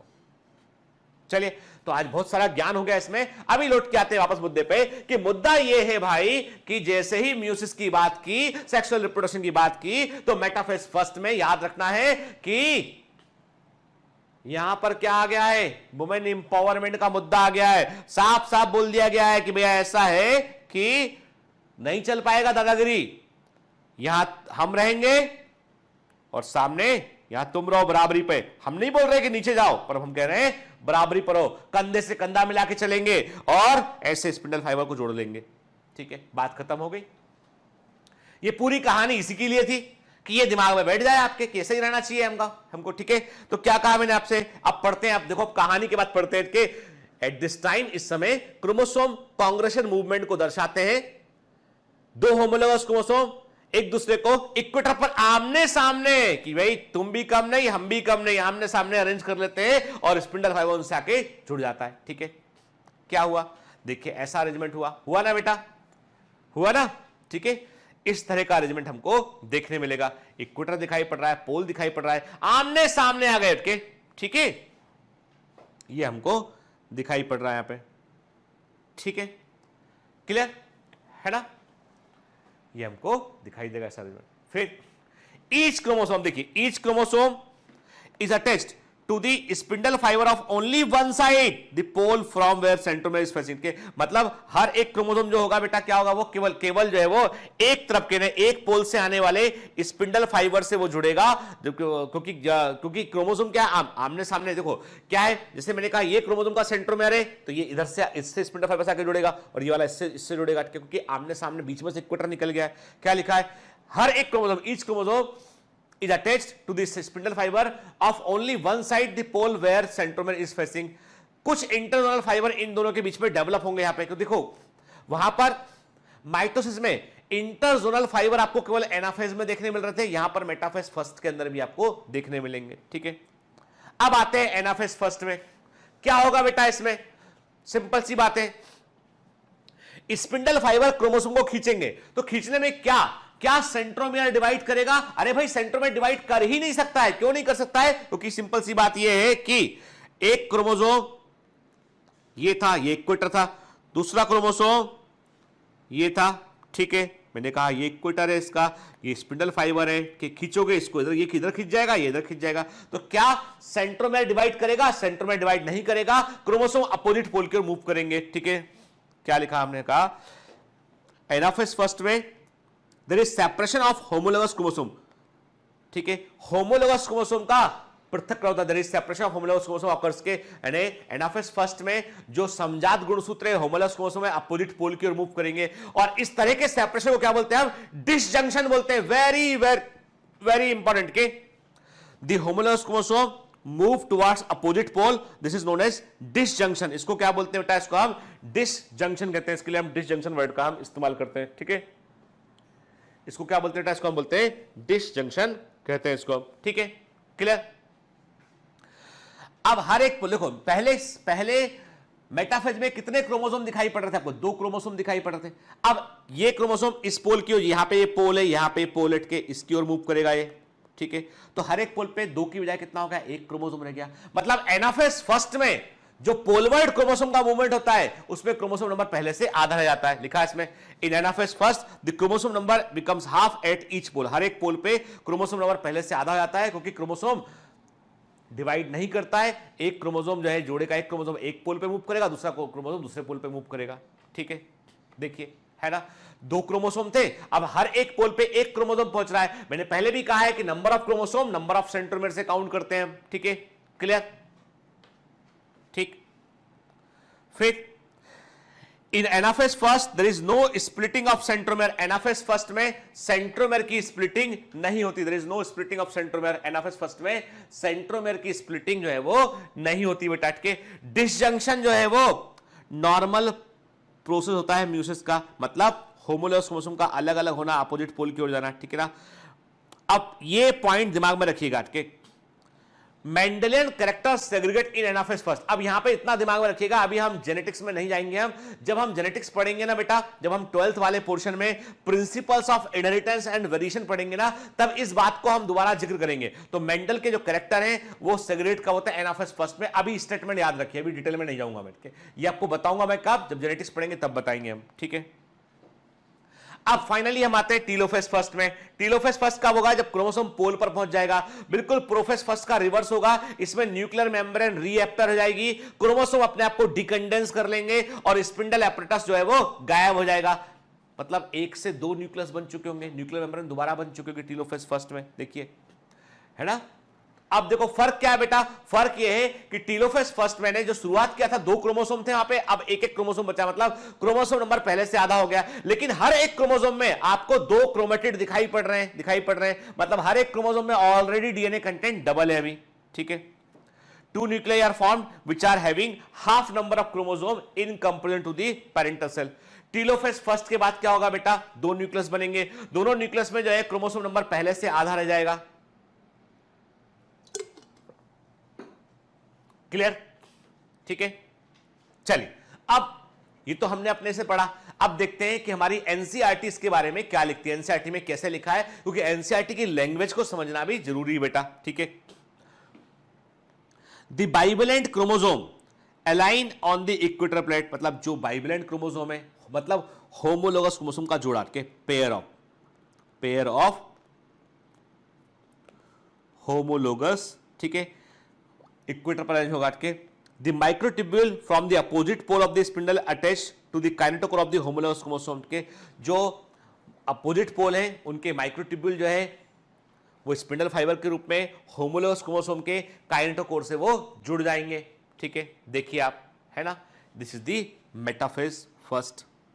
देख रहे हैं आप, एक पोल के स्पिंडल फाइबर एक तरफ के क्रोमोसोम से जुड़े हैं, एक जोड़े के एक क्रोमोसोम से जुड़े हैं, और जोड़े के दूसरे क्रोमोसोम से दूसरे पोल के स्पिंडल फाइबर जुड़े होते हैं। क्लियर? इतना लिखा हुआ sensitive. Anaphase first the homologous chromosome separate while sister chromatid remain associated with their centromere। मतलब ये कि अभी सेंट्रोमेर डिवाइड नहीं किया है, सिस्टर क्रोमेटिड अभी भी जुड़े हुए हैं, केवल होमोलोगस क्रोमोसोम एक दूसरे से अलग अलग हो जाएंगे, अपोजिट पोल की ओर वो मूव करेंगे। देखिए डायग्राम में, है ना, ये हम पढ़ रहे हैं बेटा एनसीईआरटी। ठीक, चलिए फिर telophase first the nuclear membrane and the nucleus reappear, nuclear membrane और न्यूक्लियस रिएपेयर हो जाएगा, साइटोकाइनेसिस के बाद होगा, और फाइनली क्या होगा, दिस इज कॉल्ड डायट। ठीक है, अब क्या होगा बेटा, यहां पे डायट सेल बनेगा। ठीक है, क्या हुआ बेटा, मतलब हुआ ये कि यहां पर जो है न्यूक्लियर मेम्ब्रेन न्यूक्लियस रिएपेयर हो गया, दोबारा से आ गया, साइटोकाइनेसिस हुआ। अब जो न्यूक्लियस बना टेलोफेज फर्स्ट के बाद, हर एक के पास क्या होगा, हर एक के पास क्रोमोसोम में जो है वो 2 क्रोमेटिड रहेंगे, यहां पे डायट सेल बनेंगी। ठीक है, although in many cases the chromosome do undergo some dispersion but they do not reach at the extremely extended state of the interphase nucleus। के कहने का मतलब यह है कि टेलोफेज फर्स्ट में न्यूक्लियर मेम्ब्रेन वापस आ जाएगी, न्यूक्लियस वापस आएगा, और क्रोमोसोम जो है वो अपने आप को डिकंडेंस करेंगे, लेकिन वो अपने आप को अधिक डिकंडेंस नहीं करेंगे। वो जैसे नॉर्मल इंटरफेज में क्रोमेटिन थ्रेड पूरी तरीके से दिखना बंद हो जाते हैं, ऐसा यहां पर नहीं होगा, क्योंकि यहां पर जो इंटरफेज होगा वो इंटरफेस काफी छोटा होगा, यहां पे काफी छोटा होगा, और उसमें क्या होगा, उसमें एस फेज एब्सेंट होगा, उसमें केवल G1 और G2 फेज होगा उसमें, और यहां पे केवल उसको एनर्जी इकट्ठी करने की कुछ प्रोटीन लेना पड़ेगा उसको, और इसलिए जरूरत नहीं है कि पूरे क्रोमोसोम को वापस से डिकंडेंस करके दोबारा कंडेंस किया जाए। ठीक है, इसलिए यहां पे अब कंपैरेटिवली कम डिकंडेंसेशन देखने मिलता है हमको। ठीक है, देखिए है ना टेलोफेज पर। तो ये हमारे एनसीईआरटी के इमेजेस को देखा हमने।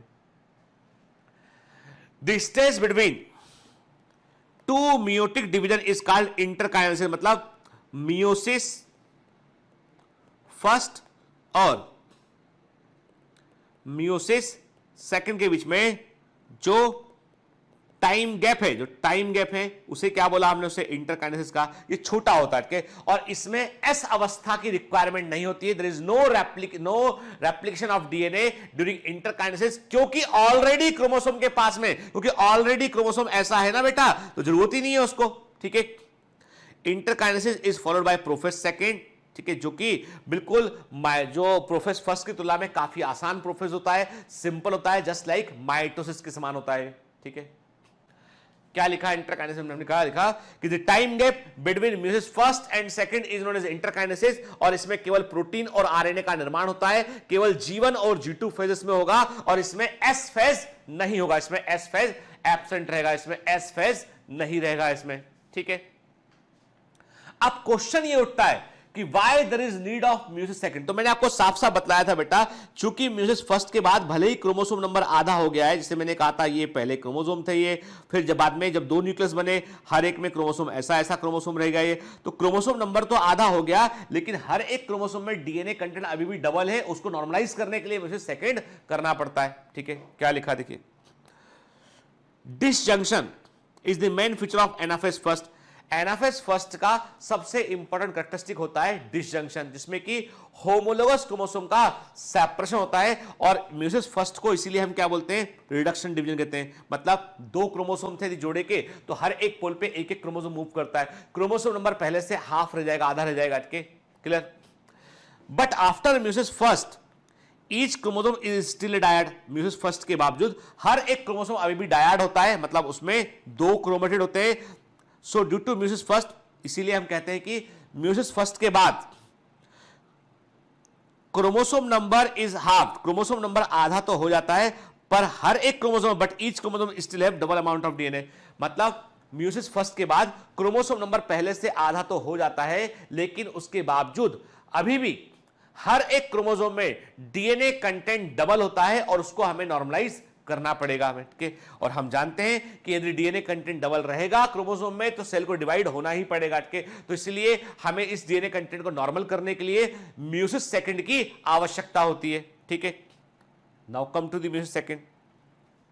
ये बिल्कुल बेटा वैसे ही जैसे हमारा मेटाफेज होता है ना, नॉर्मल जैसे हमारा माइटोसिस होता है, बिल्कुल वैसा ही होता है। के तो हमने क्या कहा, इसे हम इक्वेशनल और होमोटिपिक डिवीजन कहते हैं, क्योंकि यहां पर n क्रोमोसोम नंबर वाली सेल से n क्रोमोसोम नंबर वाली सेल ही बनेगी। मतलब मियोसिस सेकंड में क्रोमोसोम नंबर बदलेगा नहीं, वो सेम टू सेम, ऑलरेडी उसके पास हैप्लॉइड सेल आया हुआ है, तो वो हैप्लॉइड नंबर को मेंटेन करेगा वो। क्लियर, केवल क्रोमोसोम डिवाइड यहां पर करेगा, क्रोमोसोम का डीएनए नॉर्मलाइज होगा। ठीक है, meiosis second is just like simple mitosis, इसमें आपको 4 फेज देखने मिलेंगी। मियोसिस सेकंड में प्रोफेज सेकंड होगा, मेटाफेज सेकंड होगा, एनाफेज सेकंड होगा, और टीलोफेज सेकंड होगा बेटा। ठीक है, देखिए आप, है ना, prophase second, metaphase second, anaphase second, telophase second. आप देख रहे हैं कि प्रोफेज सेकंड में बिल्कुल वैसे ही जैसे होता है ना नॉर्मल माइटोसिस में, early prophase, middle prophase, late prophase, वैसा ही देखने मिलेगा। मेटाफेज सेकंड में क्रोमोसोम अपने आप को इक्वेटर पर अरेंज करेगा, जैसे माइटोसिस में करता है, ठीक बीच में के अरेंज करेगा। और एनाफेज सेकंड में क्या होगा बेटा, स्प्लिटिंग ऑफ सेंट्रोमेर होगा, क्रोमोसोम डिवाइड कर जाएगा। ठीक है, देखिए prophase second it is just like mitosis prophase, ये ठीक माइटोसिस की प्रोफेज के समान होती है।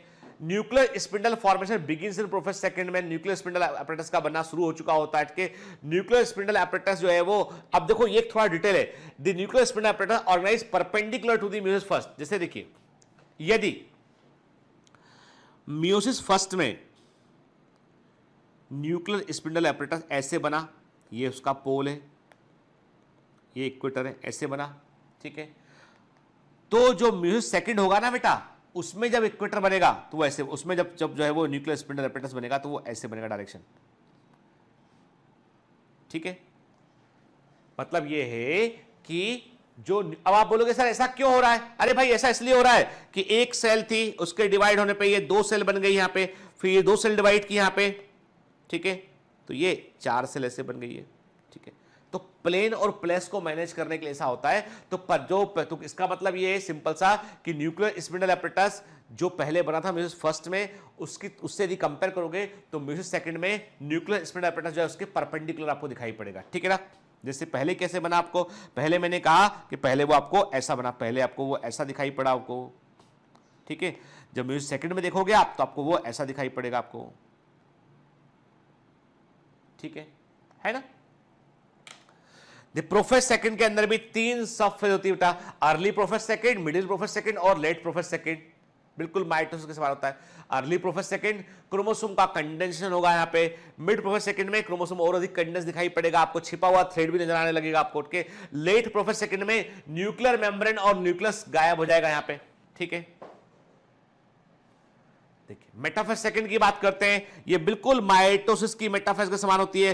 क्रोमोसोम अपने आप को इक्वेटर पर अरेंज करेंगे, each centromere joined by the spindle fibre of both pole, important है। एंड यहां पे ये क्रोमोसोम का है, ये मैंने कहा आपसे ये इक्वेटर है, ये स्पिंडल फाइबर है। ठीक है, हर एक क्रोमोसोम का जो सेंट्रोमियर है वो दोनों पोल के स्पिंडल फाइबर से वो जुड़ा होगा यहाँ पे। ठीक है, देखिए आप, है ना, ऐसे वो जुड़ा। मैंने क्यों बनाया, परपेंडिकुलर बनाया मैंने इसको कि पहले ढके डायग्राम की तुलना में, देख रहे हैं आप। ठीक है, और मैंने 2 क्यों बनाया मैंने, क्योंकि 2 सेल हमारे पास थी ऑलरेडी सेकंड के लिए के, तो 2 बनाया हमने यहाँ पे। Clear. Then come to the anaphase second की बात करते हैं। एनाफेज सेकंड जो है बिल्कुल माइटोसिस की एनाफेज के समान होगा, and it is the only phase in meiosis जिसमें कि सेंट्रोमेयर का स्प्लिटिंग होगा। It is the only phase of meiosis जिसमें कि सेंट्रोमेयर का स्प्लिटिंग होता है। और इस समय डायड जो है वो मोनाड बन चुका होता है, क्रोमोसोम का डिवीजन हो चुका होता है यहाँ पे। ठीक है, और it normalises the amount of DNA in the chromosome. जो पर्पस था वो सॉल्व हो गया, यहाँ पे क्रोमोसोम के अंदर डीएनए के अमाउंट को हमने नॉर्मलाइज कर लिया है। ठीक है, ठीक, देखिए, है ना, एनाफेज सेकंड की बात कर रहे हैं, ये एनाफेज सेकंड में हुआ। ठीक है, क्लियर। ये हमको एनाफेज सेकंड में दिखाई पड़ा। फिर टीलोफेज सेकंड बिल्कुल माइटोसिस की टीलोफेज के समान होगा बेटा, न्यूक्लियर मेम्ब्रेन और न्यूक्लियस वापस आ जाएगा यहाँ पे, और इसके आखिर में आपको 4 न्यूक्लियस या 4 सेल मिल चुकी होंगी, 4 सेल बन चुकी होंगी जो हैप्लॉइड सेल्स होंगी, और चारों जेनेटिकली अलग अलग होंगी। अब आप बोलोगे सर 4 जेनेटिकली डिसिमिलर कैसे हो गई? अरे भाई समझो बात को, देखो बेटा एकदम अटेंटिव रहना। मियोसिस फर्स्ट के बाद दो न्यूक्लियस बने थे, एक न्यूक्लियस ऐसा बना, हमने मान लिया। ठीक है, समझना बात उसकी, 4 तरह की सेल कैसे बनती है ना, फंडा एकदम क्लियर रखना दिमाग में। फिर ये रेड क्यों कर दिया मैंने, क्रॉसिंग ओवर हुआ था इसमें, इसलिए मैंने इसको रेड कर दिया।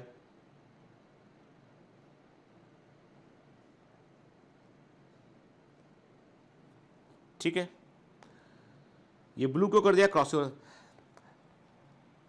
ये कब बना था बेटा, ये मियोसिस फर्स्ट के बाद बने थे 2 न्यूक्लियस, ये वो है ना बेटा 2 न्यूक्लियस के। जब मियोसिस सेकंड होगा तो क्या होगा, 4 न्यूक्लियस, तब क्या बनेंगे, तब 4 न्यूक्लियस बनेंगे, 1 2 3 एंड 4 बनेंगे। हर एक न्यूक्लियस डिवाइड करेगा, 2 न्यूक्लियस बनाएगा बेटा, है ना, ठीक है। तो अब देखो पहले वाले में क्या दिखाई पड़ेगा आपको,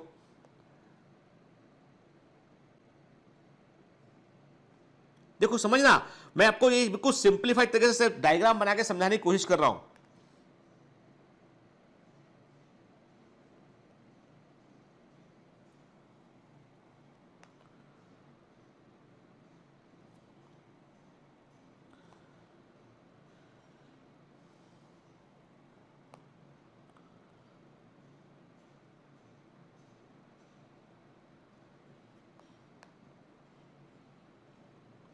बना, चारों अलग अलग है कि नहीं बताओ, एक पूरा ब्लू है, एक पूरा रेड है, एक रेड में ब्लू है, एक में ब्लू में रेड है कि नहीं बेटा, ठीक है ना।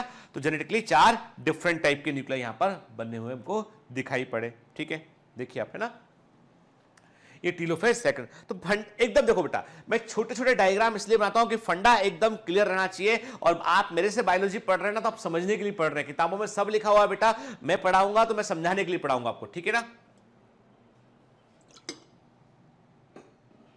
क्लियर। आगे बढ़ते हैं, क्या लिखा है एनसीईआरटी के अंदर, चलो वो भी पढ़ लेते हैं एक बार। Prophase second, meiosis second initiated immediately after cytokinesis usually before the chromosome have fully elongated। के कहने का मतलब ये है, जैसे ही टीलोफेज फर्स्ट खत्म होता है तब उसके बाद ही थोड़े समय के अंतराल पे ही म्यूसिस सेकंड शुरू हो चुका होता है, तब तक क्रोमोसोम पूरी तरीके से डिकंडेंस भी नहीं हो पाते हैं, ठीक है। In contrast to meiosis first, meiosis second resemble the normal mitosis. साफ साफ देखा अभी हमने कि म्यूसिस फर्स्ट की से तुलना करें तो म्यूसिस सेकंड जो है वो नॉर्मल माइटोसिस के समान आपको दिखाई पड़ेगा, ठीक है। न्यूक्लियर मेम्ब्रेन गायब हो जाएगा at the end of prophase second, और क्रोमोसोम अगेन दोबारा से कॉम्पैक्ट हो जाएंगे, ठीक। Metaphase second, at this stage the chromosome align at the equator and the microtubule from opposite pole of the spindle get attached to the kinetochore of sister chromatid. देखिए क्या बोल रहा है आपसे, वो कह रहा है कि इस समय जो सिस्टर क्रोमेटिड हैं, जो मतलब एक ही क्रोमोसोम के सिस्टर क्रोमेटिड हैं जो सेंट्रोमेर पर जुड़े हुए हैं, उस पर माइक्रोट्यूब्यूल जो आके जुड़ जाएंगे, स्पिंडल फाइबर अपोजिट पोल से आके जुड़ जाएंगे। कहने का मतलब वो बता रहा, कह रहा आपसे कि ये सेंट्रोमियर है, ये सिस्टर क्रोमेटिड, सिस्टर क्रोमेटिड के, ये सिस्टर एक क्रोमेटिड, दूसरा क्रोमेटिड के, ये 1 क्रोमेटिड, ये 2nd क्रोमेटिड के, तो ये सिस्टर क्रोमेटिड है, अब दोनों पोल के स्पिंडल फाइबर से जुड़ जाएंगे, ठीक है ना। एनाफेज सेकंड क्या लिखा है एनसीईआरटी में, it begins with the simultaneous splitting of centromere of each chromosome. यहां पर हर एक क्रोमोसोम का सेंट्रोमेयर का स्प्लिटिंग होगा एक साथ एनाफेज सेकंड में, which was holding the sister chromatid together. मतलब कौन सा सेंट्रोमेयर जो सिस्टर क्रोमेटिड को एक साथ रखे है, allowing them to move towards opposite pole, और क्रोमोसोम अपोजिट पोल की ओर मूव करेंगे बेटा। और इसके लिए क्या होगा, इसके लिए काइनेटो जो माइक्रो स्पिंडल फाइबर जुड़े होंगे काइनेटोकोर से, वे शॉर्टनिंग करेंगे, खींचेंगे इसको अपनी ओर खींचेंगे के। और मैंने आपको बताया था बेटा टेस्ट के एक्सप्लेनेशन में, मैंने आपसे कहा था, जब मैंने आपका एमसीक्यू डिसेक्शन का टेस्ट लिया था, मैंने तो मैंने टेस्ट को एक्सप्लेन किया था एमसीक्यू डिसेक्शन में, तो मैंने आपसे कहा था कि डिसअसेंबली ऑफ माइक्रोट्यूब्यूल होता है और वो काइनेटोकोर से शुरू होता है, उठके यानी जो स्पिंडल फाइबर होते हैं उसके एक माइक्रोट्यूब्यूल हटते चले जाएंगे और क्रोमोसोम आगे की ओर मूव करता जाएगा, ठीक है, क्लियर, ठीक। तो देखो क्या हुआ, prophase second, metaphase second, anaphase second and telophase second, है ना बेटा, ठीक है। 4 जेनेटिकली डिसिमिलर सेल न्यूक्लियर यहां पे या सेल यहां पर बन जाएंगे, ठीक है। Telophase second, meiosis end with telophase second, telophase second के साथ म्यूसिस खत्म होता है, in which the 2 group of chromosome once again get enclosed by nuclear envelope, ठीक है। जिसमें क्या होगा बेटा कि वास्तव में यहाँ पे जो है फिर से जो है वो अब क्या होगा, फिर से क्रोमोसोम जो है वो न्यूक्लियर एनवेलप से कवर हो जाएंगे, दोबारा से न्यूक्लियर मेम्ब्रेन आ जाएगा। मतलब अभी क्या होगा बेटा, होगा ये कि जो जैसे नॉर्मल माइटोसिस में होता है ना, टीलोफेज में न्यूक्लियर मेम्ब्रेन डीएफ पर आती है, वैसे डीएफ पर यहाँ पे हो जाएगी, clear. Cytokinesis follows resulting in the formation of tetrad of cell के 4 हैप्लॉइड डॉटर सेल के। अब क्या होगा बेटा, 4 यहाँ पे टेट्राड ऑफ सेल का मतलब है 4 कोशिकाएं यहाँ पे बन चुकी होंगी, और इनमें क्या होगा बेटा, 4 न्यूक्लियस जो बन चुके हैं वो चारों 4 सेल में कन्वर्ट हो जाएंगे, टेट्राड ऑफ सेल बोलेंगे, 4 हैप्लॉइड सेल्स यहाँ पर बन जाएंगी, ठीक है। And now come to the कि अब ये तो हो गया कंप्लीट म्यूसिस हो गया, तो म्यूसिस में हमने देखा कि भाई एनाफेज सेकंड में क्या हुआ, वो स्प्लिटिंग ऑफ सेंट्रोमेयर हुआ, ठीक है। अब बात करते हैं what is the significance of meiosis, meiosis का महत्व क्या है और क्या लिखा है एनसीईआरटी में इसके बारे में, क्योंकि इसके बारे में काफी कुछ तो मैं जब मैंने म्यूसिस पढ़ाना शुरू किया आपको, जब मैंने बिगिनिंग ऑफ म्यूसिस की बात किया तो पहले मैंने सिग्निफिकेंस बताया आपको, याद है ना, हमने इवोल्यूशन के बारे में बात किया, बड़ी लंबी चौड़ी कहानी पर बात किया हमने यहां बैठ के, तो वो मैंने आपको सिग्निफिकेंस बताया था। उसके बारे में अब एनसीईआरटी क्या लिखता है, देखिए, meiosis is the mechanism by which conservation of specific chromosome number of each species is achieved across generation in sexually reproducing organism के। क्या बोल रहा है वो, कह रहा आपसे कि पीढ़ी दर पीढ़ी, कहने का मतलब पीढ़ी दर पीढ़ी एक प्रजाति में, एक स्पीसीज में क्रोमोसोम नंबर मेंटेन रहता है। जैसे कि ह्यूमन बींग्स के अंदर 46 क्रोमोसोम है, हमारे अंदर 2n कितना है, 46 है, चिंपैंजी में 2n कितना है, 48 है के, ठीक। पाइसम से मटर में कितना है, 2n = 14 है, ठीक है। ड्रोसोफिला में कितना है, 2n = 8 है। तो जो जनरेशन आफ्टर जनरेशन एक स्पीसीज में क्रोमोसोम नंबर मेंटेन रहता है ना, उसमें म्यूसिस बड़ा इंपॉर्टेंट रोल प्ले करता है कि इवन दो द प्रोसेस पर से paradoxically results in reduction of chromosome number by half, के कहने का मतलब ये कि म्यूसिस 2n से क्रोमोसोम नंबर को n करता है, लेकिन फर्टिलाइजेशन इसको रीस्टैब्लिश करता है के। तो केवल यदि आप म्यूसिस कहते हो तो क्रोमोसोम नंबर आधा होता है, लेकिन आप जब सच्चे अर्थों में बोलते हो आप कि generation after generation chromosome number को मेंटेन कैसे रखा जाता है, तो हम बोलते हैं by the way of meiosis आधा होता है, फर्टिलाइजेशन उसको रीस्टोर करता है, ठीक है।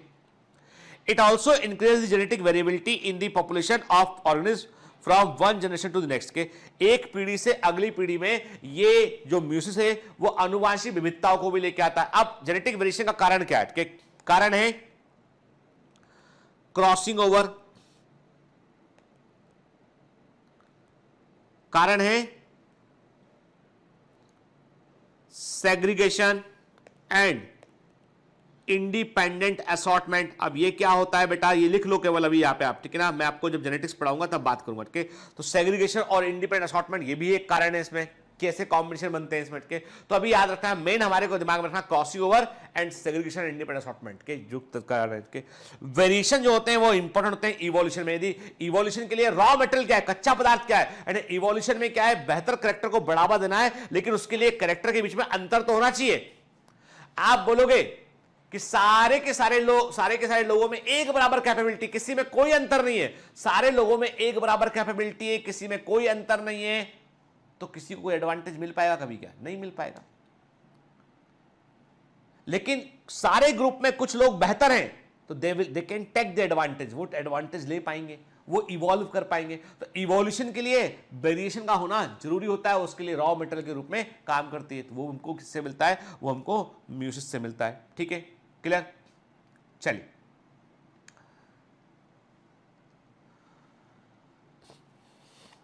अब इसमें से जीके मटेरियल लिखा है, जीके मटेरियल बेटा आप जो पहले एम्स के लिए हम लोग दिया करते थे, ये स्लाइड का पिछला पुराना हिस्सा है।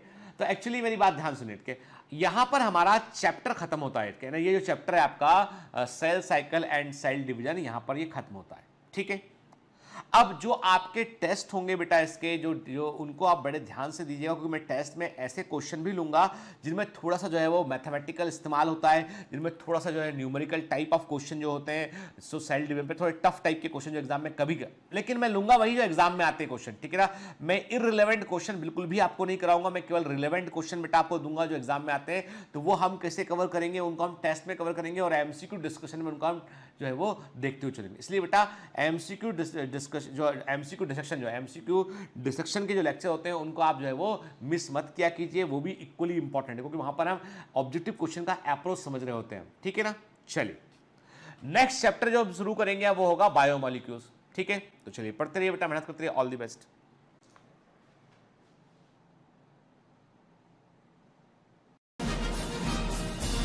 Hi. To become an official commando of Biomentors, join us at www.biomentors.online. Here you can solve daily practice papers, an online test. You can download performance enhancement sheets. You can track your progress. You can interact with other fellow commandos. Join us and prepare yourself. It's a commando training for your success. Download Biomentor's online app from Google Play Store.